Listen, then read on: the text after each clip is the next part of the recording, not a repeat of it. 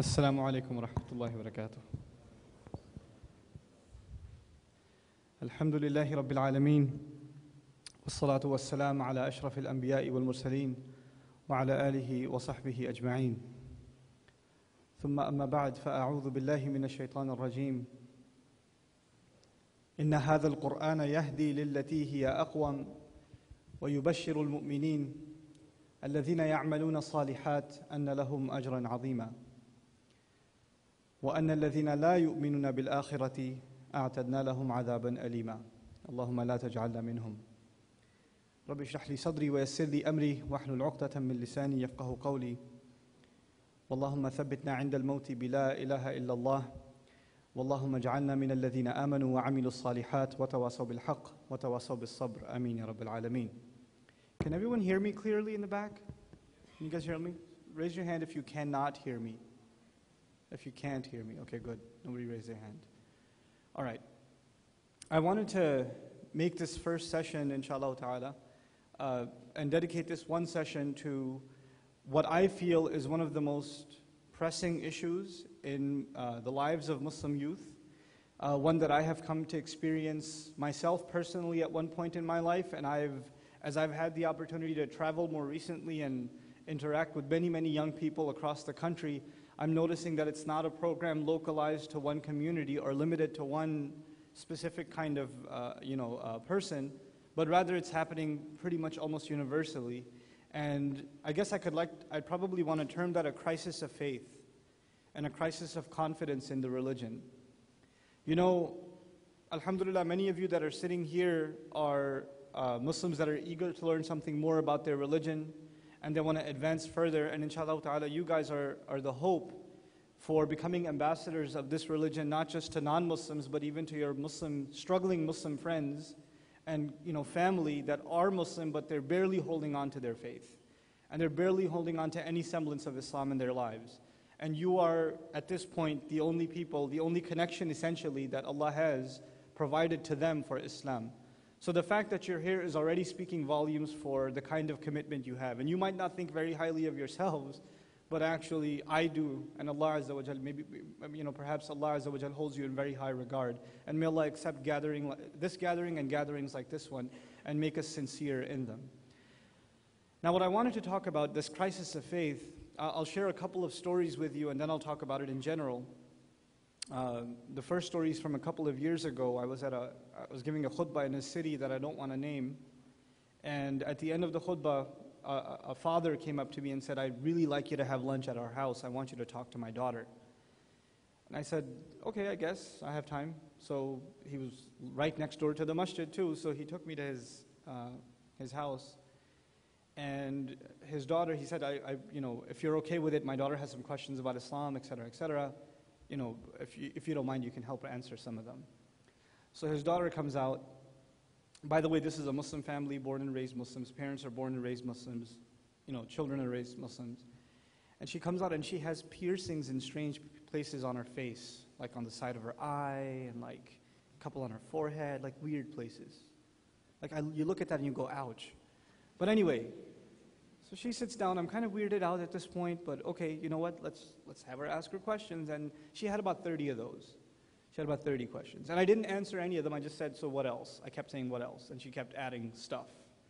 And she had questions like, well, I have some friends at high school and they're gay and they're not bad people. They haven't killed anyone. So why do we hate them so much? And, why did God make a hell? Why did he have to do that? What's the point? And if he wanted to make a hell, then why did he create us to begin with? If he knows we're going to go there, then why did he do that to us? And she said, well, what's so bad about having a boyfriend? It's not like, murder.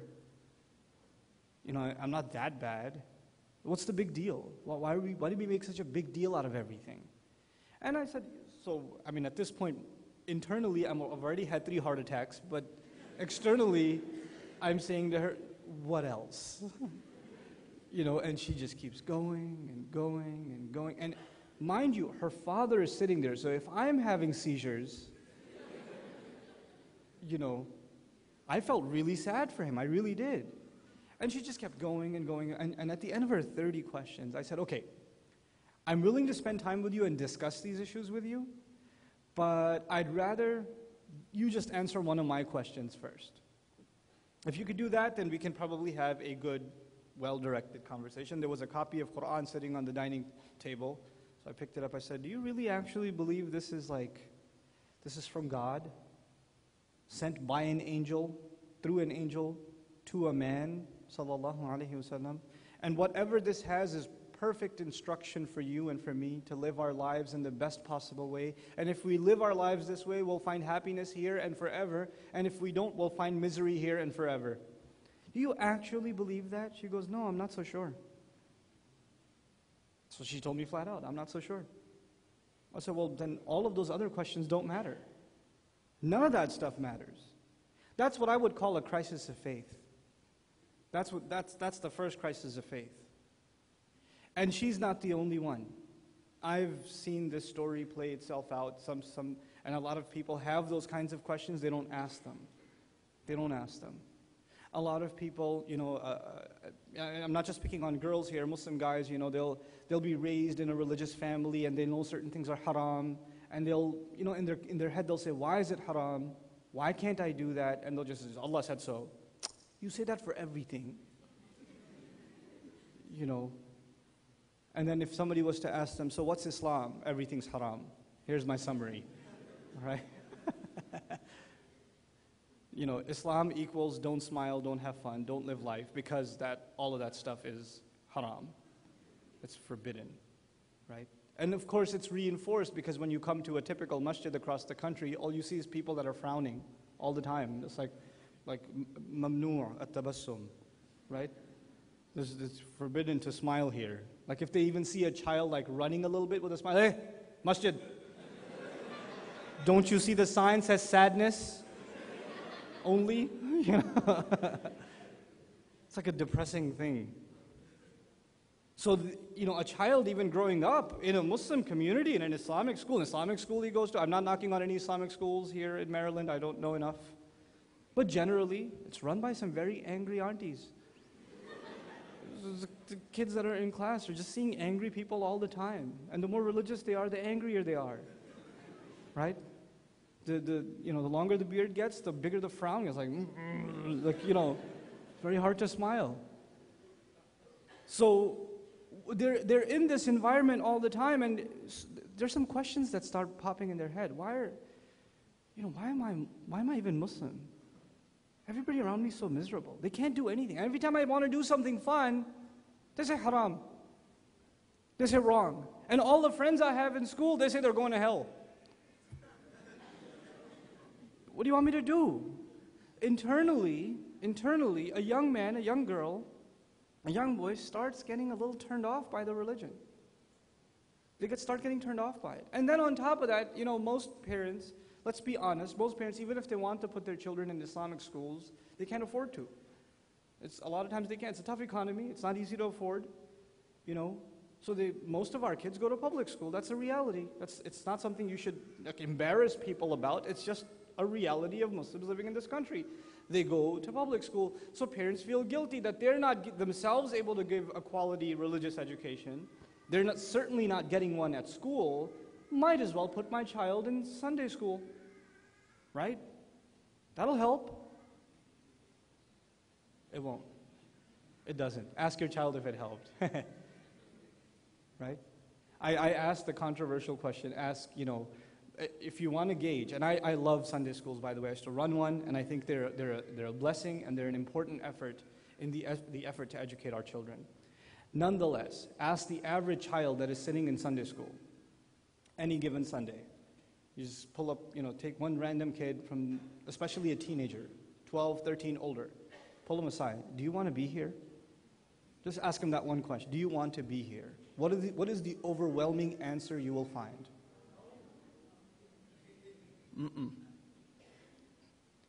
They've already served 5 days in prison at school.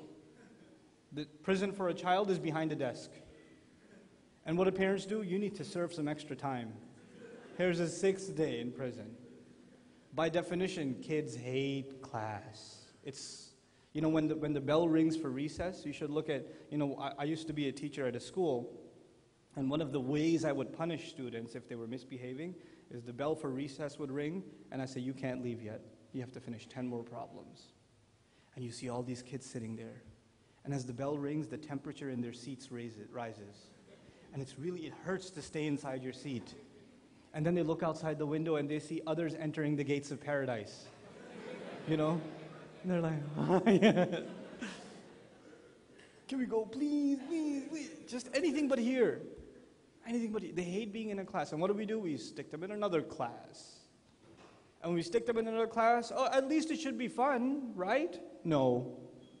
Not going to be fun either. Somebody's going to come and they're going to, my second story now. My second story.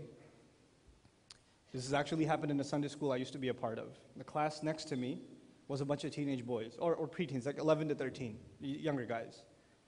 Teacher walks in and says, today, children, I'm going to tell you the best story of all time. The best. Do you know what it is? This kid raised his hand. Yes, you can tell me what it is. Dragon Ball. This kid next to him goes, no, Yu-Gi-Oh, Yu Hakusho, something. This other kid goes, no, Naruto. And this other kid, and they start arguing with each other. No, that's the best story. No, that video game had the best storyline. And the sequel was even better because it went backwards in time. And the other one goes, no, did you see that movie? Oh my God, it was awesome. Have you seen the third season of this or that or the other? Oh my goodness, this argument breaks out in class. And the teacher standing there in shock, his jaw is dropped. He doesn't know what to do. Like, no.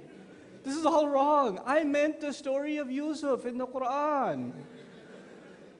Because Allah Azza wa Jal says, نَحْنُ نَقُصُّ عَلَيْكَ أَحْسَنَ الْقَصَصِ كَمَا قَالَهُ سُبْحَانَهُ وَتَعَالَى. He said himself, we're narrating onto you, in fact, the best of all possible stories. This is a claim made by Allah. And so he was expecting the child who raised his hand to say, yes, I know the best of all stories. It's the story of Yusuf alayhi salam. Nobody said that. It wasn't even a contender. It wasn't even a contender. So he says, no, children, you're all wrong. The best story is the story of Yusuf. And the kids go, oh, I already know that one. Okay, yeah, sure, it's the best. Do you think they really believe it's the best? That's a crisis of faith right there. Allah said something. And our children sitting in a Sunday school, in a masjid, in the house of Allah, no matter how badly you want them to believe that, they don't. They're just saying it because you want to hear it. They're just saying it because you want it. That's a crisis of faith. That's a huge crisis. We have to understand how to address that crisis. All the other problems we have for our youth, and if you want to make a list of those and have programs about those, how Facebook is a fitna, how YouTube is a fitna, how the internet is a fitna, how stepping outside of your house is a fitna, how high school is a fitna, how the mall is a fitna, how your friends are a fitna, how your car is a fitna, how your cell phone is goodness gracious, oxygen is a fitna at that point, right? The list keeps going. I'm saying that list is superfluous. I'm arguing that stuff is fluff. We have to look underneath that fluff and look at what the real problem is. The real problem is a crisis of faith. We need to understand the problem. And the problem is our youth are not confident, not proud, not in love with Islam. They're not confident in the Quran. They're not confident that the Messenger of Allah sallallahu alaihi wasallam is the absolute best role model. No one deserves to be loved more. No one deserves to be followed more. No one.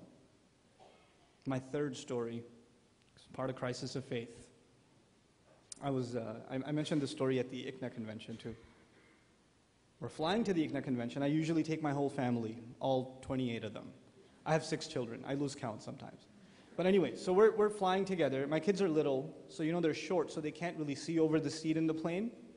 So they're little, they're sitting there. And my wife and I were taller, so we can see the TV screen when it drops, right? So there's a movie playing. We don't want to see it, but it's in your face right here. And of course, alhamdulillah, we don't have headphones, so it's a silent film at that point. And it was the Justin Bieber documentary. Yeah. Imagine that. Well, thankfully it was a silent film, right? So, move forward, they say. And also license plate number. I'm kidding. Okay, just move forward as much as you can. Thanks for moving. I really appreciate that. Not all at once, please. Calm down. Okay. There are spaces in the front. Yeah, there's spaces in the front. Please take them. Okay. So, this documentary that is playing, I'm trying to avoid looking at it, but I can't help myself. I can't help myself because they're showing this kid come and start singing his songs, and girls in the audience are crying. Like, you could tell they're just like, we love you so much, I'll die for you. And mothers bringing their daughters to concerts. And then somebody's handed a voucher that says you get to meet him backstage. You should see the family, how they're jumping up and down in joy. And in the course of that video, I was like, oh man, these people have nothing to look up to. This is all they have to look up to. They're so happy at this. They're so happy at this. How sad a life can it be? And next clip, there's a Muslim girl. She's wearing a hijab. She's handed a voucher. You're going to get to meet Justin Bieber. And she's going around a tree, hugging it and going crazy. And she's not the only Muslim girl that would do that. She's not. Don't say, astaghfirullah. What kind of Muslim? That's the average Muslim girl. That's normal. Okay? So now we have a crisis, not just of faith, but some of the fruits of faith. What are some of the fruits of faith? The faith itself is you're convinced Islam is true, right? That's faith itself. You're convinced Islam is true. But beyond that, a step above that is you take pride in it. And a consequence of that is everything that is not Islam no longer appeals to you. Everything that contradicts Islam, you don't, not only are you not attracted to it, you feel sad for people who are. You look at it as something beneath you. Let me tell you what a great thing for Muslims would be. A point of pride for Muslims would be. Instead of a young Muslim man thinking, I can't do this, I can't do that, I can't do the other, everything is haram, look at my friends, they get to do this and that and the other. Instead of a Muslim girl who's going to high school and she's wearing hijab and everybody makes comments at her and pokes fun at her and says weird things to her. Or girls tell her, you look so ugly because of that thing on your head, etc., etc. And she's thinking in her head, you know, I wish I could be like those other girls. They get to do whatever they want. I can't do anything. I can't have any fun in life. The only thing that's keeping me from being happy is Islam. Wow, there's some huge transformation happening on this side. What is going on? Was it something I said? I'll wait. I'll wait for this Baltimore Revolution to be over. Take your time, take your time. What just happened? Still trying to understand. Are you moving up? Then the easier thing would be the people in the back just move up instead of everybody move up. But okay, whatever works for you, inshallah. So I didn't want to just mention the crisis of faith. I wanted to try to mention some of its solutions. How do you address the crisis of faith? It's easy to talk about a problem. It's hard to talk about solutions. It's hard. And I'm not going to, my disclaimer will be I don't claim to have answers, like absolute ones. I have some ideas. I'd like to share those ideas with you. These ideas are a result of discussions with scholars, with counselors, discussions with youth, that I feel, I don't want to give you kind of generic kinds of answers. I want to try to give you some kind of practical answers. Again, they may not be the absolute solution, but inshallah ta'ala, with your own discussions among yourselves, you'll come up with some better things. The first part of the solution is that we have to create a culture around strong friendship. Islamic, not even Islamic, identity itself, it revolves around who you hang out with, who you spend most of your time with, who you identify with. When you spend most of your time on a computer, you start taking on some of the qualities of the stuff you're reading and the stuff you're watching. It starts invading your thoughts. The kinds of people you spend time with, if they're studying Islam all the time, you'll want to study Islam too. If they're playing basketball all the time, you'll develop a habit for playing basketball also. If they're going to watch movies all the time, you're going to want to go to the movies too. Your environment has an effect on you. The people you surround yourself with has an effect on you. The Muslim community starting with the Muslim family and then evolving to the Muslim community, needs to actually have a campaign to ensure our young children are in the company of good role model older kids, like a big brother, big sister type thing. Like so when our girls are 12, 13, 14, when they're coming up in their ages, some of the more leading Muslim girls in our community that are 17, 18, 19, they're going to college, they're holding on to their religion, they're learning their deen. These girls are role models, they don't even know it. And our younger girls need to be spending time with these older girls. It's really important that they have someone to look up to that is strong in their deen, and they aspire to want to be like them. That's really important. The same goes for the guys. At a younger age, it's not like, what we do is we keep the little kids by themselves, and we keep the big kids by themselves, and it doesn't work out. There needs to be a kind of mentorship happening at the community level, so that our younger boys are spending time with some of the older boys, especially the ones that are mature in their religion. And we have, mashallah, even though we don't have a lot of those, we have enough of those. We have enough young people that are mature in their religion. They really want to learn more about it, and they're good role models. They have youth, they have energy, they have health, they have good looks. They could go on any number of ways in their life, and they chose to submit themselves to Islam.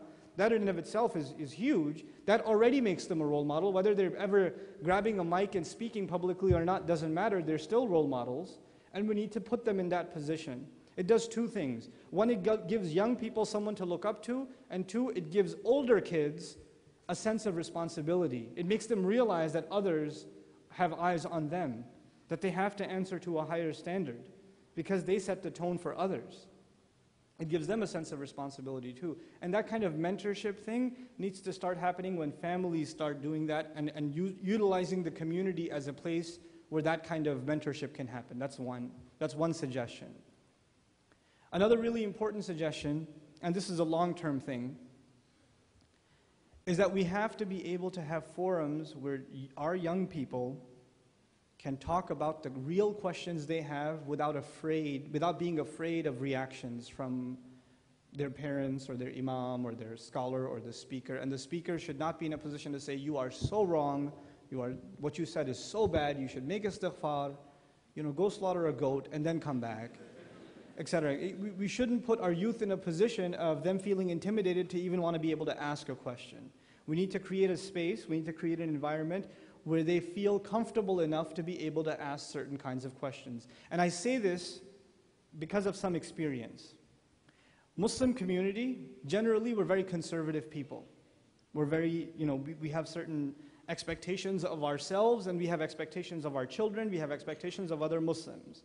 So when our Muslim boys and girls, within even our own family, have certain thoughts, or have certain questions, like if your boy for the first time got asked out on a date, or some girl came up to him and said, you want to go to the prom with me, or something, and he's thinking about it, but he'll never tell his mother. He's thinking about it, but he'll never tell his dad, because you know what's going to happen if he tells his dad, right? Inna lillahi wa inna ilayhi raji'un. That's what's going to happen, right? So he can't talk to his parents about this stuff, even though it's on his mind, and even though some stuff is on her mind. She can't talk to her parents. She can't talk to even the imam, because what's the imam going to do? And I don't know the imam here, so I'm speaking in general terms. The imam will give a khutbah next week. You know what the sister came and told me? They're afraid of being just called out. They're afraid of being called out. There needs to be a space where they can ask their questions. There needs to be a space where they can feel comfortable asking those questions. And there needs to be a training even among our du'at, our da'is. Training in how to answer those questions in a sensitive way. Realizing these are not questions on a piece of paper that you give a black and white answer to. There's a person who's really having problems. It's a human being who's really going through some serious struggles. And to want to spend time understanding where this problem came from, and the best way to try and help them. This is a training in and of itself. It's a training in and of itself. It's not black and white. Just telling our youth, this is wrong, you can't do it, isn't enough. You need to understand, why are they attracted towards that anyway? What led to that? How did they end up in that position? I'll tell you a story about a good friend of mine, Abdurrahman Murphy. He's coming in Maryland in a couple of weeks, I think. He used to be a youth director in Chicago. And when I saw his work in Chicago, I kind of forced him to move to Dallas with me. And alhamdulillah, he served as a youth director in Dallas for some time. And this is a huge masjid. I mean, there's like 1,000 people easily, I mean, on a Friday night at Jumu'ah. Like it's insanely big. 300, 400, 500 people regularly for Maghrib and Isha every day. Right? It's big community. Lots and lots of youth. Lots of youth. This is the first time they hired a youth director. And his announcement was, if you've got a problem, come to my office, we can talk about it. So this kind of offer has never been made to youth before. Come to my office, you can talk to me about whatever, it'll stay between us. He's a counselor. First week, I'm thinking about killing myself. I think I'm gay. I've committed the ultimate wrong act. What should I do? All kinds of crazy stuff. All kinds of crazy stuff. And when he first came into like 100 people just coming in one after the other, I think I left Islam. I don't think I'm Muslim anymore. All kinds of stuff. The first week he fell into serious depression, like I didn't realize how bad things are. And it's not that Dallas is crazy. It's not that. This is average. This is happening everywhere. But our youth don't have someone to talk to. They don't have someone to talk to. And that's really, and I'm saying I'm not even qualified. And for those of you that are activists, that want to serve Islam in some capacity, think a little outside the box. Yes, we need scholars. Yes, we need du'at. Yes, we need khatibs. Yes, we need speakers. But man, we need counselors really badly. We need people properly trained in psychology, both in the Western sense and the Islamic sense. We need these people. You know, we need teen counselors, mentors. We need marriage counselors, but that's another story. I just want to talk about the youth for now. We need leadership trainers, people that instill a sense of confidence and love in youth. This stuff is important. It's really important, you know? And this is, to me, these things come first. And when these things are in place, then Islamic education on top of that makes sense. It makes sense because the people that are trying to learn now are already convinced of what they should be learning.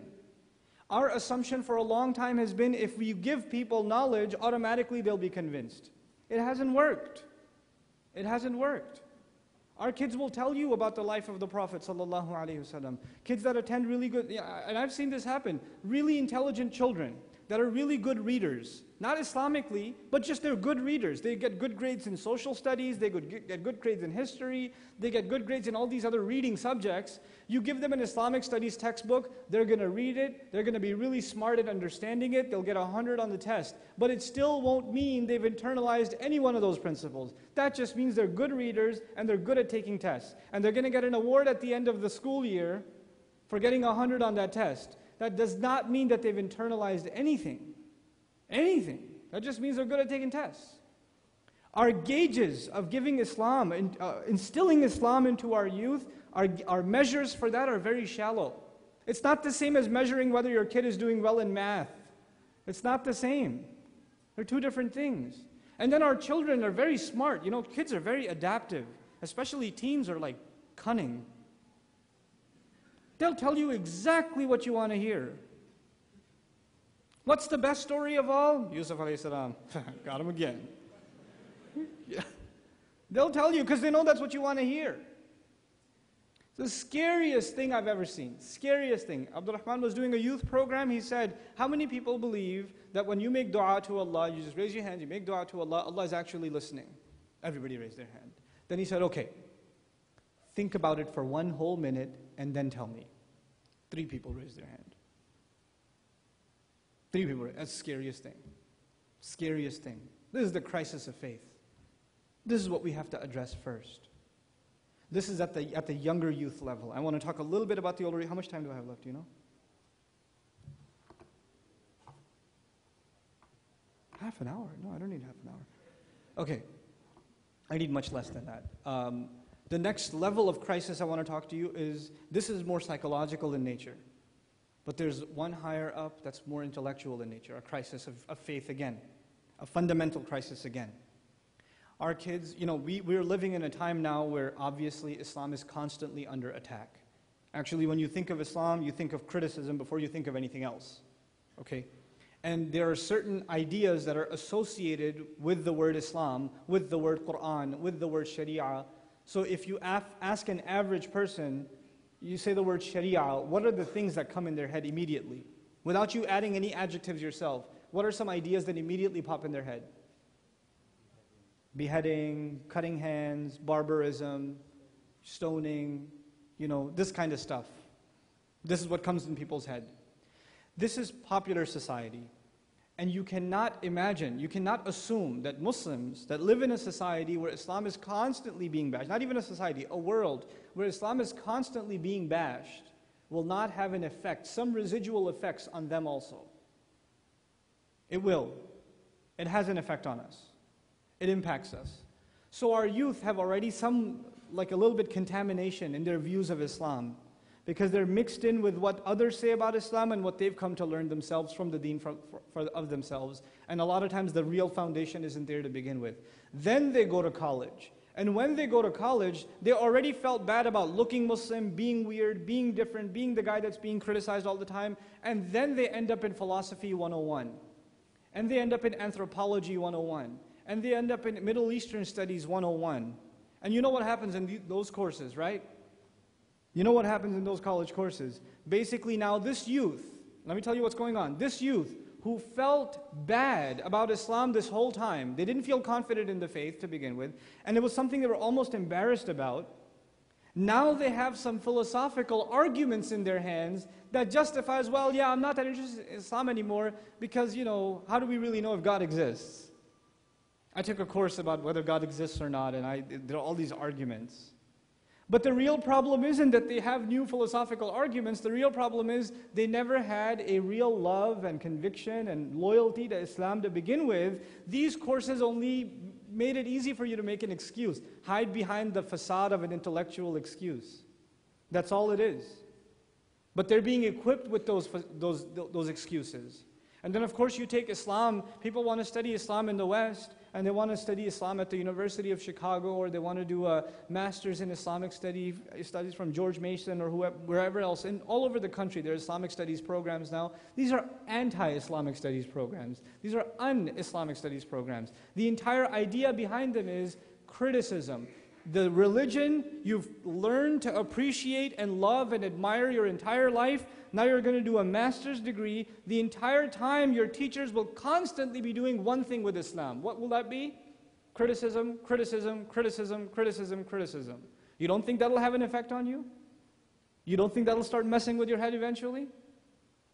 I met a friend who's doing a master's degree in Islamic studies at Harvard.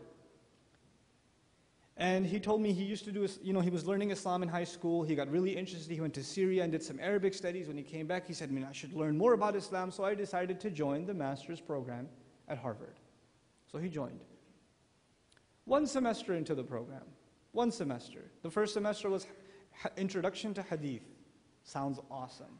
You know what the premise of the textbook was? The premise of the textbook was, the more sahih a hadith is, if it's muttafaqun alayh, if it's agreed upon by both Muslim and Bukhari, that just means the authors went out of their way to tell people that it's authentic. So the more authentic the Muslims say it is, actually that's the more fabricated it is.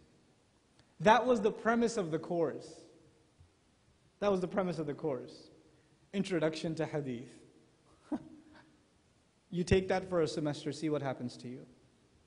Are we even equipped to handle that stuff? No. No, we're not. And I'm arguing that that's already happening. A good number of youth are in Islamic studies programs, and they're developing some very strange understandings of Islam. Very strange understandings of Islam. And these are going to be movers and shakers in the world. You think that these people that are on CNN, that come out, the Irshad Manjis of the world are weirdos? There's a whole army of them on the way. There's a whole slew of them on the way. You think that's wacky? You haven't seen anything yet. The real show is about to begin. We haven't equipped our own youth intellectually. Our Islamic schools should not be there to protect children from the world of kufr. Our Islamic schools are supposed to be, this is what you're going to find them saying about Allah's deen, and this is how we respond. So when you go out there, you're not there to answer their questions. You become the people that follow the nation of Ibrahim alayhi salam. He's not asked questions, he's the one asking the questions. He's not, he's not shaken about his faith. He makes other people shaken about their false beliefs. It's the other way around. Our entire approach to Islamic education has become entirely defensive. There's too much fitna out there. We need to shield our children and hide them from what's going on outside. I fear for them when they go to college. No, everybody else should fear when the Muslim goes to college. It should be the other way around. We should be the carriers of confidence. That's what it should be. It needs an entire rethinking on our part on how Islamic education is conducted. We're constantly on the defense. This is my last point about this, building this kind of character and this mindset. We're continuously on the defensive. I'm tired of it. I'm tired of it, personally. We don't have to constantly explain ourselves. That's a really easy strategy that was employed even at the time of the Prophet ﷺ. Keep asking him all kinds of questions. Just keep him busy answering those questions. If he's constantly answering your questions, he'll never get around to asking you any questions. So some members of Bani Israel in Medina, some Jews of Medina, who brings you revelation? Jibreel? Oh, okay, that's interesting. Who are these people of the cave? Oh, okay, you know who they are? All right, okay. What's the ruh? What's the ruh? Oh, you got an answer for that too? Okay. How come sometimes a boy is born and sometimes a girl is born? And if he answers that, what are they going to do? Ask another, and then ask another, and then ask another, and you'll be explaining yourself. So Allah answered a few. And then we moved on to another question. They said, وَقَالُوا أَإِذَا كُنَّا عِظَامًا وَرُفَاتًا أَإِنَّا لَمَبْعُوثُونَ خَلْقًا جَدِيدًا. If we're going to be reduced to decayed bones, nothing, we're going to be created again? Really? This time Allah did not explain. Usually He does, right? He answers the question. They asked about the people of the cave. Did Allah explain in detail? He did. When they asked about, Jibreel alayhi salam, Allah explained in detail. This time Allah drew a line. قُلْ كُونُوا حِجَارَةً أَوْ حَدِيدًا أَوْ خَلْقًا مِمَّا يَكْبُرُ فِي صُدُورِكُمْ. Tell them, even if you forget bones and decay, turn into rock, turn into metal, Allah will bring you back anyway. Which basically means shut up and get lost. I'm done answering your questions.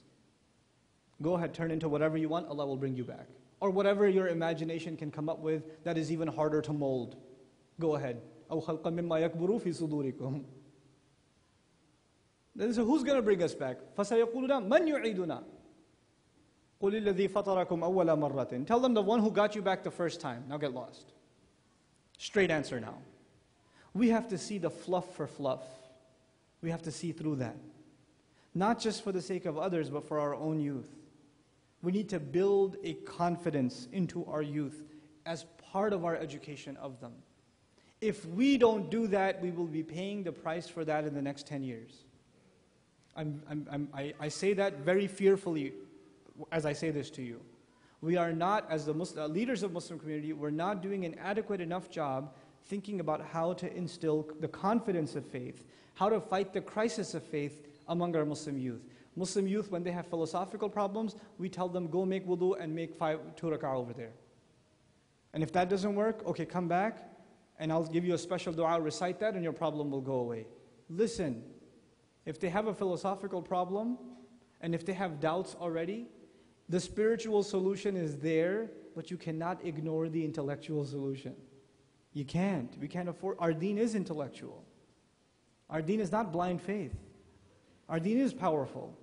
We have to believe that, and we have to instill that belief into our kids. Especially at a time where everybody thinks they've got something on Islam. They've got a reason why Islam is wrong. Everybody. Everybody's got one. Christians are attacking Islam. Do you know how ridiculous that is? Do you understand how absurd that is? I live in the South, right? Or close enough. I live in Texas. And I drive around in the South a lot. And my hobby is listening to Christian talk radio. That's what I do. When I'm on a road trip, I listen to Christian talk radio. And most Christian talk radio is about Islam. Because they have nothing much to talk about with it, So it's just, these Muslims, their Quran, thinks that we're doing shirk.